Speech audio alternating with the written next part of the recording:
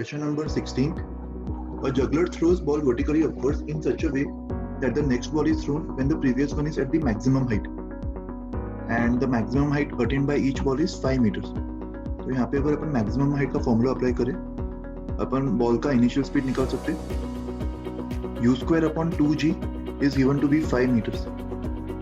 That means U square will be equals to 100, taking g to be equals to 10. तो balls का initial speed कितना होगा? 10 meters per second. And as per the given condition, the next ball is thrown when the previous one is at the maximum height. तो यहाँ पे ball को maximum height तक जाने के लिए कितना टाइम लगेगा? That will be equals to time of ascent, and time of ascent is total time of flight का half. So this will be u by g. So time taken by the ball to reach the maximum height is 1 second. मतलब juggler हर 1 second के बाद एक ball फेंक रहा होगा. So 1 minute में वो कितने बॉल्स फेंकेगा? अगर हर सेकेंड में वो एक बॉल फेंक रहा है तो 60 सेकेंड्स में 60 balls फेंकेगा. Question 17. 4 particles are fired with the same speed at angles 25, 40, 55 and 70 with a horizontal from a point on horizontal ground. The horizontal range covered will be maximum for the particle projected at an angle of. देखो सबसे ज्यादा maximum range तो 45 degrees के लिए होता है, but यहाँ पे से कोई भी एंगल 45 डिग्रीज नहीं है. So in that case if you want to compare the ranges for different angles, the range will be maximum for that angle which is closest to 45. तो 25, 40, 55 एंड 70 इनमें से कौन सा एंगल 45 से सबसे क्लोज होगा? 40 degrees. So this is your answer. Question 18. 2 stones are projected from horizontal ground with the same speed but making different angles with the horizontal. Their ranges are equal. तो अगर दोनों particles के ranges equal है और angles different है, so that different angle should be theta and 90 minus theta. Complementary angles के लिए range same हो सकता है. Okay, so angle of projection for the first particle is given to be pi by 3. तो ये दोनों angles अपन को पता है, pi by 3 and pi by 6. The maximum height attained by the first stone is y1. So we can say that y1 should be equals to u square sin square pi by 3, u square sin square theta upon 2g. Then the maximum height attained by the second stone. Second stone का maximum height कितना होगा? u square sin square pi by 6 upon 2g. ये कितना हो रहा है? sin square pi by 3 is 3 by 4 times u square by 2g, and sin square pi by 6 is 1 by 4. So this will be 1 by 4 times u square by 2g. So from here we can compare y2 and y1. We can say that y2 should be equals to y1 upon 3. Option D. अगला सवाल देखते हैं. Question number 19. A ball is projected upwards from the top of a tower with a velocity of 50 meters per second, making an angle of 30 degrees with the horizontal. Tower के top से horizontal के साथ 30 degrees angle बनाते हुए एक ball को project किया. Tower का हाइट दिया हुआ है 70 meters and velocity is given to be 50 meters per second. After how many seconds from the instant of projection will the ball reach the ground? So this is a very standard question. ऐसे सवालों को solve करने के लिए अपन Y direction में सब कुछ लिख सकते हैं. Let me assume that downwards is positive, so upwards will be negative. So in y direction, what is the initial velocity? 50 sin 30 upwards. So it will be minus 50 sin 30. That is minus 25. Minus 25 meters per second. Acceleration in the y direction will be g downwards, 10 meters per second speed. Displacement in the y direction will be 70 meters downwards. And we want to find time. तो इन सारे parameters पे अपन second equation apply कर सकते हैं. S equals to ut plus half at square. So we will get 70 equals to minus 25t plus half at square plus 5t square. पूरे equation को 5 से divide कर दो. t square minus 5t and 70 भी RHS में आ जाएगा और 5 से डिवाइड होने पर वो minus 14 बन जाएगा. minus 14 equals to 0. इसके रूट्स क्या होंगे? t square minus 70 plus 2t. So this can be written as t minus 7 and t plus 2. So t is coming out to be 7 seconds or minus 2 seconds. Time cannot be negative. तो इसका सही answer होगा 7 seconds. Question number 20. A cannonball has a range of r when fired from the ground level on a horizontal plane. Range का formula क्या होगा? U square sin 2 theta upon g. If h and h dash are the greatest heights attained by the cannonball in the two paths for which the range is possible, same range r कौन से दो paths के लिए possible होगा? For two complementary angles. तो first case में अगर मैं एंगल ऑफ प्रोजेक्शन थीटा मान लूं तो उस केस में h कितना होगा? u square sin square theta bye 2g. और सेकेंड केस में अगर मैं angle of projection 90 minus theta मान लूं, क्योंकि थीटा और 90 माइनस थीटा के लिए रेंज सेम होगा, so in that case maximum height attained will be h dash, which can be written as u square sin square 90 minus theta upon 2g, and sin square 90 minus theta will be cos square theta. अभी देखो options में अपन को h, h dash और range में relation निकालना. h और h dash को multiply कर रहे हैं अपन मोस्ट ऑफ द ऑप्शंस में, तो इसको मल्टीप्लाई करने पर sin square theta into cos square theta, sin और cos का मल्टीप्लिकेशन आ रहा है. So we should also expand the range का formula in terms of sin into cos. Range should be written as 2u square sin theta cos theta upon g. और h और h dash को multiply करके देखते हैं क्या मिल रहा है अपन को. We are getting u square का whole square, u square sin theta cos theta upon g. इन सब का स्क्वायर आ रहा है और 1/4 बच रहा है. And from range का formula we can say that u square sin theta cos theta upon g is range by 2. Bracket में जो यहाँ पे लिखा हुआ है इसको अपन r/2 लिख सकते हैं, इसका स्क्वायर इंटू 1/4. इसको सिंप्लीफाई करने पर क्या मिलेगा? r square equals to 4 into 4 16 times h into h dash.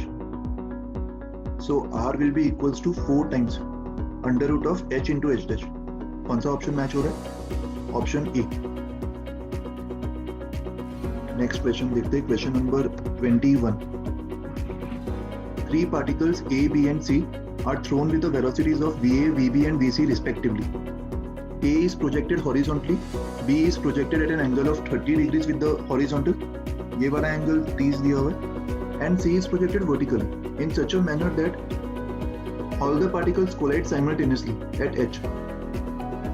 सारे particles point H पे साथ में पहुंच रहे, and point H is given to be the highest point of the parabolic path of B. Acceleration due to gravity सबके लिए g होगा. We want to find the ratio of VA, VB and VC. Okay.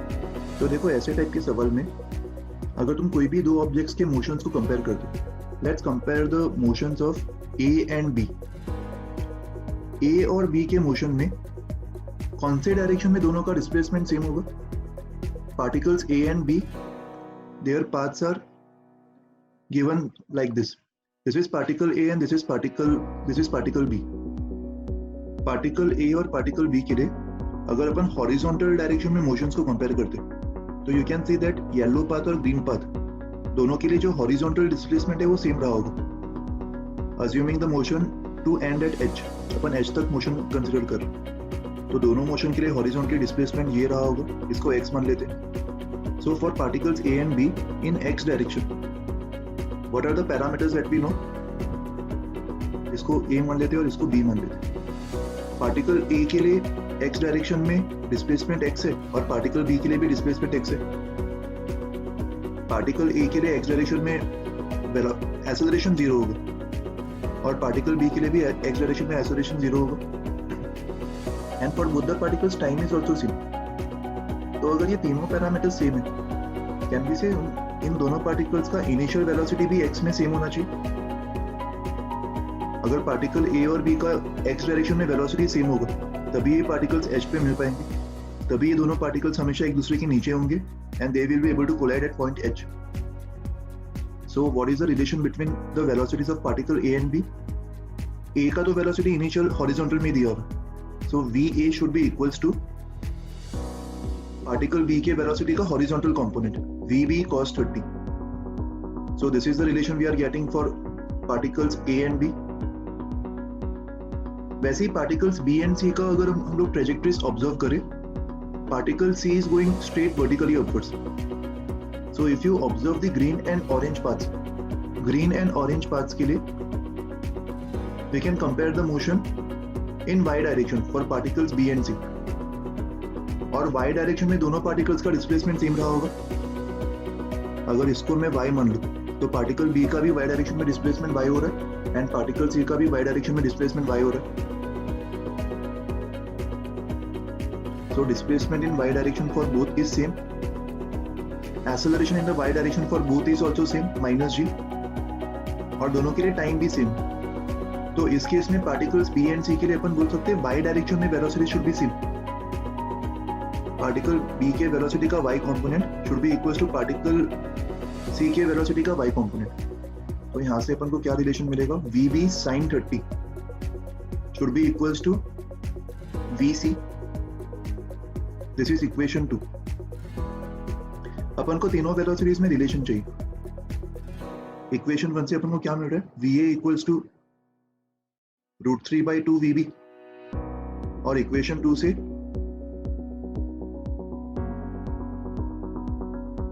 VB/2 equals to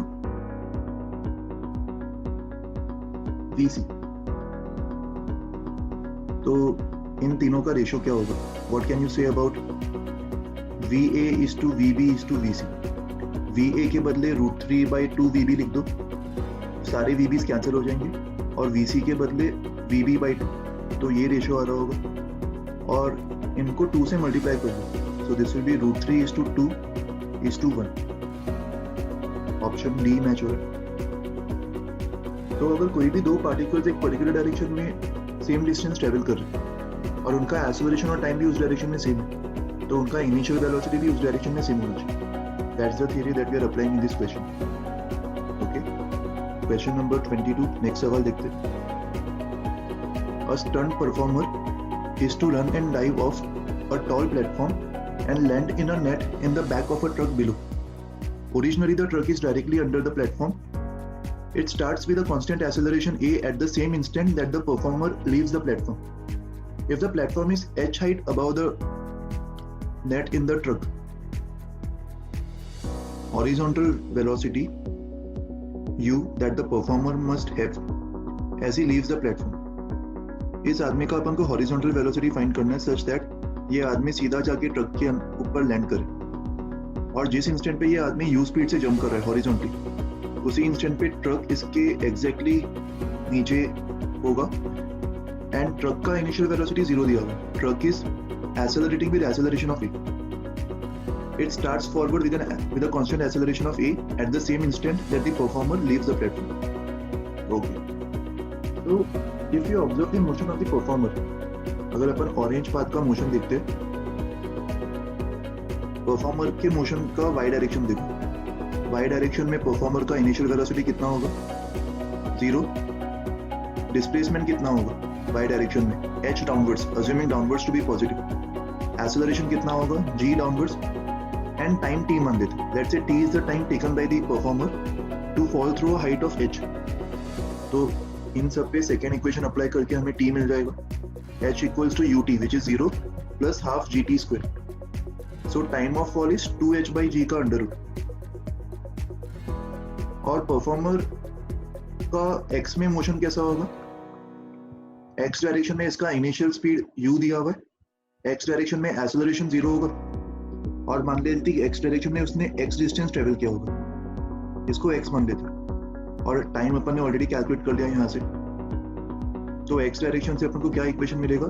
x equals to ut u into 2h/g का under root. Performer ने x में जितना travel किया होगा, truck को भी x में उतना ही ट्रेवल करना पड़ेगा, तभी परफॉर्मर ट्रक के ऊपर जाके लैंड करेगा. तो x डायरेक्शन में अगर अपन ट्रक का मोशन ऑब्जर्व करते हैं, for truck initial speed in the x direction is 0, acceleration in the x direction is given to be a, and time is same t. तो इसका जो x में डिस्प्लेसमेंट होगा that will be equals to ut which is 0 plus half at square, and t square is 2h/g. What we want to find? We want to find the velocity u of the performer. तो ये दोनों x को equate कर दो. u 2h/g का under रूट equals to half a into 2h/g. So under root of 2h/g ये cancel होके यहाँ पे अंडर रूट ऑफ 2h/g आ जाएगा and u will be equals to a/2 into under root of 2h/g. We should express the answer in the format given in the options. तो ये 2 को भी अंडर रूट के अंदर ले जाओ. अगर 2 अंडर रूट के अंदर जाएगा तो ये 4 बन जाएगा और ये 2 कैंसिल और ये 2 बन जाएगा. So answer that we are getting is a times under root of h/2g. Option B is matching. Okay. Question number 23.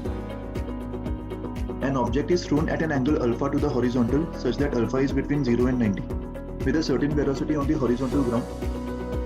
Then during ascent, acceleration with which the object moves is equal at all the parts. पूरे motion में object का जो net acceleration होगा वो तो g downwards ही होगा. So option A is correct. Acceleration with which the object moves is equal at all the points. सारे पॉइंट्स पे उसका एक्सेलरेशन g डाउनवर्ड्स होगा. That will be constant. Magnitude of acceleration tangential to the path. अच्छा अभी देखो इसका क्या मतलब है टेंजेंशियल टू द पाथ. मान लो ये पार्टिकल का मोशन है.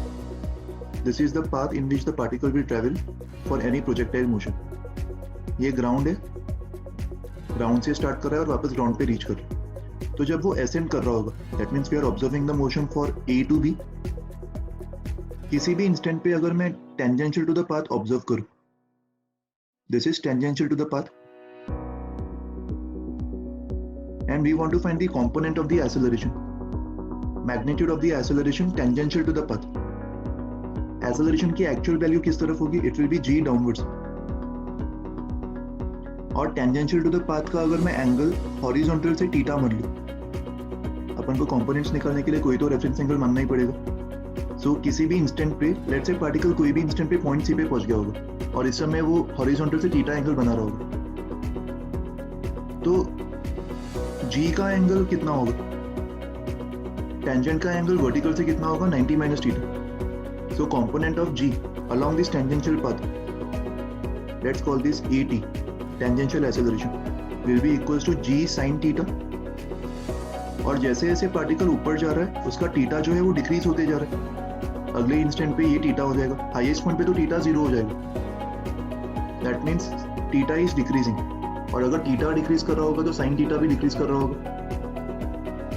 और साइन थीटा अगर डिक्रीज कर रहा है मतलब टेंजेंशियल एक्सेलरेशन भी डिक्रीज कर रहा होगा. सो ऑप्शन बी भी करेक्ट है. सेम लॉजिक से we can say that magnitude of acceleration normal to the path. Normal to the path कौन सा होगा? ये टेंजेंशियल से जो 90 डिग्रीज बना रहा होगा, this is normal to the path. और g का angle normal to the path से कितना होगा? Theta. So what is component of acceleration normal to the path? It is g cos theta.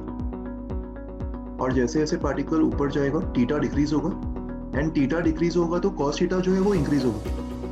If theta decreases sin theta decreases but cos theta increases. So magnitude of acceleration normal to the path, magnitude of acceleration normal to the path will increase. और finally highest point पे उसका acceleration कितना हो जाएगा? Highest point पे तो theta 0 हो जाएगा.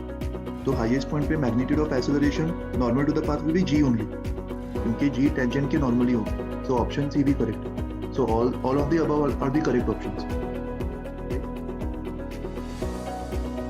क्वेश्चन 24 देखो.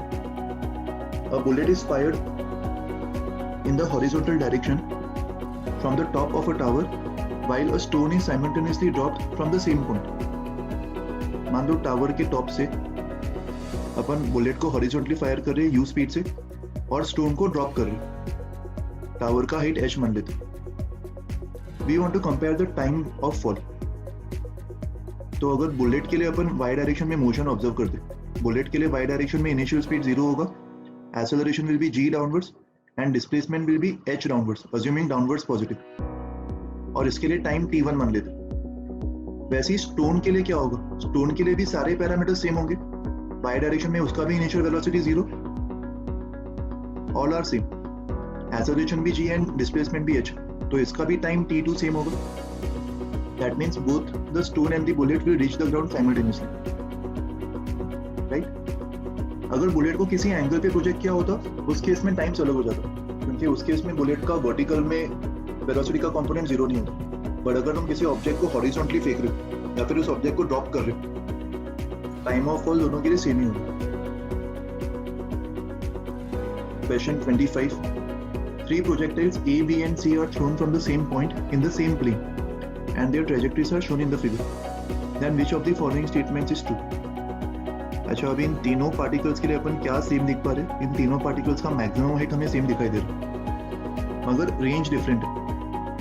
Range of particle A is less than range of particle B is less than range of particle C. और इनका H max सेम है। H max is same for all the particles. H max का formula अपन क्या लिख सकते हैं? U square sin square theta upon 2g and U square sin square theta को we can write as vertical component of the velocity का square upon 2g. और अगर ये सबके लिए सेम है, we can say that सबके लिए vertical component of velocity same रहा होगा। टाइम ऑफ फ्लाइट का फॉर्मूला क्या होता है? Time of flight is given by 2u sin theta by g, मतलब 2uy by g। और अगर uy सबके लिए सेम है, so we can say that time of flight भी सबके लिए सेम होगा। Option A correct है, the time of flight is the same for all the three. The launch speed is greatest for particle C. Launch speed अभी देखो कैसे compare करेंगे। सारे पार्टिकल्स के एंगल्स मान लो हॉरिजॉन्टल से। पार्टिकल A का एंगल थीटा है, थीटा B है and theta C. Let's say these are the angles of projection. किसका एंगल ऑफ प्रोजेक्शन सबसे ज्यादा दिखाई दे रहा है डायग्राम से? Theta C is more than theta B. Sorry. This is the path of A. A का path ये होगा, तो एक्चुअली A का लॉन्च एंगल सबसे मैक्सिमम होगा। So theta A should be more than theta B and should be more than theta C. C का जो angle of projection है वो सबसे कम होगा। This is the path of C. And we know that uy is same for all the particles. मतलब तीनों particles की अगर मैं लॉन्च स्पीड्स UA, UB और UC मान लूं, UA sin theta A is equals to UB sin theta B is equals to UC sin theta C. और अगर theta A is more than theta B is more than theta C, we can say that sin theta A is more than sin theta B is more than sin theta C. So what can we conclude from these conditions? अगर sin theta C सबसे कम है तो UC सबसे ज्यादा होना चाहिए। So launch speed is greatest for particles is correct option. ये सारे पैरामीटर्स अगर इक्वल है और sin थीटा C अगर कम हो रहा है फॉर पार्टिकल C, तो उसको कॉम्पेंसेट करने के लिए उसका स्पीड सबसे ज्यादा होना चाहिए। ऑप्शन सी में क्या दिया है? Horizontal velocity component is greatest for particle C. The horizontal velocity component is greatest for particle C. अच्छा देखो यहाँ पे टाइम ऑफ फ्लाइट सबके लिए सेम है और रेंज जो है वो पार्टिकल C का मैक्सिमम है। और रेंज को लिखने का तरीका क्या होगा? Horizontal component into time of flight. Range को अपन इस फॉर्मेट में भी लिख सकते हैं। Horizontal component is constant throughout the motion, तो horizontal component of speed multiplied by time of flight, this is the range. And because range of C is maximum and T is same for all the three particles, we can say that horizontal velocity component is greatest for particle C. ये भी अपन obviously बोल सकते हैं, या फिर तुम directly भी बोल सकते हो वर्टिकल कंपोनेंट ऑफ वेलोसिटी तो सबके लिए सेम है and net launch speed is greatest for particle C, तो हॉरिजॉन्टल कंपोनेंट भी पार्टिकल C का सबसे ज्यादा रहा होगा। So all the options are correct. Question number 26 देखो। A particle is projected with a speed of v from a point O, making an angle of 30 degrees with the vertical. At the same instant, a second particle is thrown vertically upwards from point A. Point A से एक particle को फेंका जा रहा है और point O से एक पार्टिकल को फेंका जा रहा है। A पे स्पीड v दिया। The two particles reach point H, the highest point of the parabolic path of the first particle simultaneously. दोनों सेम टाइम पे ये वाले पॉइंट को रीच कर रहे होंगे, इसको पॉइंट B मान लेते हैं and this point is the highest point for particle O. We want to find the ratios of their speeds. तो ऐसे टाइप का सवाल अपन ने देखा था पहले। यहाँ पे if we compare the motions for O to B and for A to B, इन दोनों पाथ्स के लिए वर्टिकल में सारे पैरामीटर सेम होने चाहिए। वर्टिकल में their displacement is same, vertical में their acceleration is same, and vertical में their time is also same. So we can say that their initial velocity in the vertical direction should be same. This is capital V, this is small v. So capital V cos 30 should be equals to small v. So capital V upon V कितना होगा? 1 upon cos 30, which is 2 upon root 3. Question 27. R is the horizontal range of a projectile fired with a certain speed at a certain angle with a horizontal on a horizontal plane. H is the maximum height attained by it. Then the maximum horizontal range that can be attained with the same speed of projection as before. अच्छा देखो, R का formula क्या होगा? R can be written as 2u square sin theta cos theta upon g. This is the general horizontal range for any angle of projection theta. And h is the maximum height attained by the particle. तो same theta के लिए maximum height का formula apply कर दो. h is the maximum height, मतलब h is given by u square sin square theta upon 2g. Now we want to find the maximum range for the same speed. तो u को same रखते हुए maximum range कितना होगा? Same speed of projection से maximum range का formula क्या होगा? u square sin theta, sin to theta will become 1, theta will be 45, so this will be u square by g. ये maximum range का formula होता है. बट ऑप्शंस को check करो और देखो कि मैक्सिमम रेंज हमें किसके टर्म्स में निकालना. We want to find the maximum range in terms of r and h. तो यहाँ पे अपन को थोड़ा सा मैथमेटिकल मैनिपुलेशन करना होगा. r और h के किसी पर्टिकुलर कॉम्बिनेशन के लिए I want to get this expression. तो ऐसे सवालों में हम ऑप्शंस को डाल के देख सकते हैं. ऑप्शन ए तो पॉसिबल नहीं होगा. 2h is not giving me r max. r max में there is no terms for theta, तो थीटा के टर्म्स एलिमिनेट होने चाहिए. तो ऑप्शन ए में तो वैसा नहीं हो रहा. Option B r square upon 8h.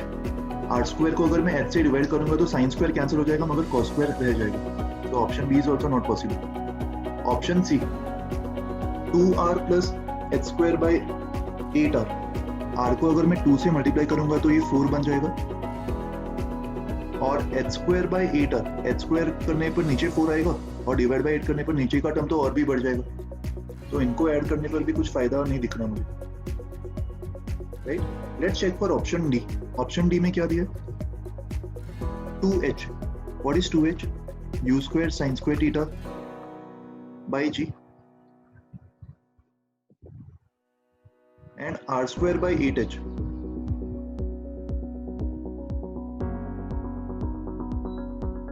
r square by 8h कितना होगा? इफ यू स्क्वायर r को स्क्वायर करने पर ऊपर 4 का टर्म आ जाएगा. 4 u to the power 4 sin square theta cos square theta by g का square. This is r square upon 8h. 8h करने पर भी यहाँ पे 4 बच जाएगा. 8 2 से कैंसिल हो जाएगा and we will get 4u square sin square theta by g. तो sin स्क्वायर थीटा कैंसिल हो गया. u स्क्वायर इसको u स्क्वायर बना देगा और g भी इसको g बना देगा and 4 will also get cancel. So r square upon 8h ये किसके इक्वल आ रहा है? This is coming out to be equals to u square cos square theta upon g. And what is 2h equals to? 2h is equals to u square sin square theta upon g.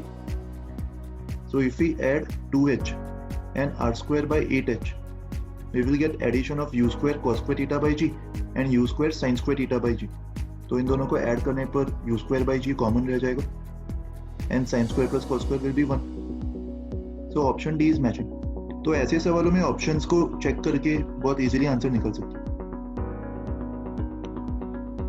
Question 28. A particle is thrown over a scalene triangle from one end of the horizontal base of the triangle. It grazes the vertex. Scalene triangle मतलब सारे sides unequal होंगे. तो randomly मैं एक triangle बना लेता हूँ. इसको ट्रायंगल ABC मान लेते. एंड कंडीशन के अकॉर्डिंग ये प्रोजेक्टाइल होगा. It will graze the triangle actually projectile का डायग्राम पहले बना लेते हैं और उसके अंदर अपन ट्राइंगल को इंस्क्राइब कर लेंगे, वो बेटर होगा। सो लेट अस से particle is starting from point A and this is it's trajectory, और वो पॉइंट बी तक रीच कर रहा है, and it is throne over a scalene triangle from one end of the horizontal base. तो scalene triangle इसके अंदर ही inscribe होगा, इसको ट्राइंगल ABC मान लो। It grazes the vertex and falls on the other end of the base. तो ये projectile motion दिया हुआ। If alpha and beta are the base angles of the triangle, इसको alpha मान लो और इसको beta मान लो, and theta is the angle of projection. यहाँ पे मान लो पार्टिकल को u स्पीड से प्रोजेक्ट किया at an angle of theta. So this bigger angle is theta. We want to find the relation between theta, alpha and beta. Theta, alpha और beta में relation find करना है। तो यहाँ पे सबसे एक बेसिक कंस्ट्रक्शन अपन ये कर सकते हैं, ये वाले लाइन को ज्वाइन कर दो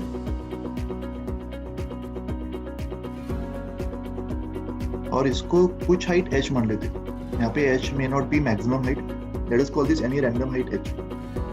Okay, so AC will be the range of the particle, और इसको भी एक नाम दे देते, let us say this is point D.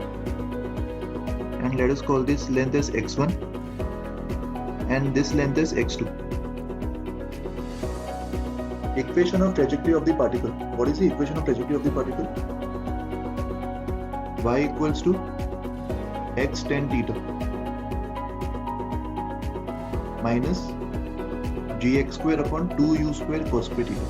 ये equation of trajectory सबको याद होगा, और इसी का एक डिफरेंट फॉर्मेट भी तुम लोगों ने देखा होगा जिसमें अपन इक्वेशन ऑफ ट्रेजेक्टरी को रेंज के फॉर्मूला फॉर्मेट में एक्सप्रेस करते हैं। सो that is x tan theta into 1 minus x by r. So this is another format of equation of trajectory, और ये वाला फॉर्मेट इस सवाल में हमें काम आने वाला, राइट? यहाँ पे x1 h और अल्फा में क्या रिलेशन होगा? x1 को अपन क्या लिख सकते हैं? If you observe the left वाला right angle triangle, ये वाले ट्राइंगल को देखो, इससे अपन बोल सकते हैं x1 will be equals to h cot alpha,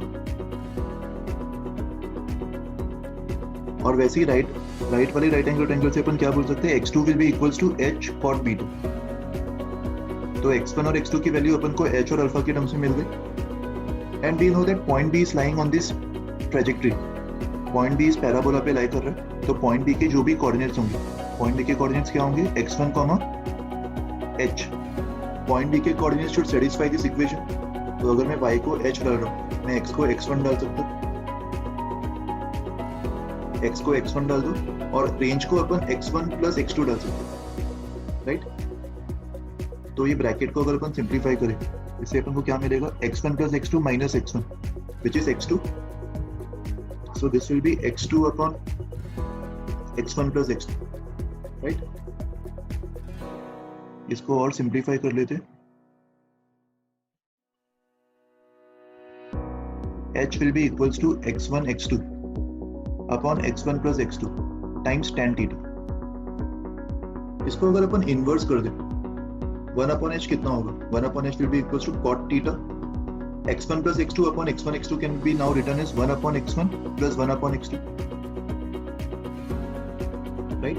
और यहाँ पे अपन x1 x2 की वैल्यूज डाल सकते हैं। x1 कितना होगा? x1 is h cot alpha,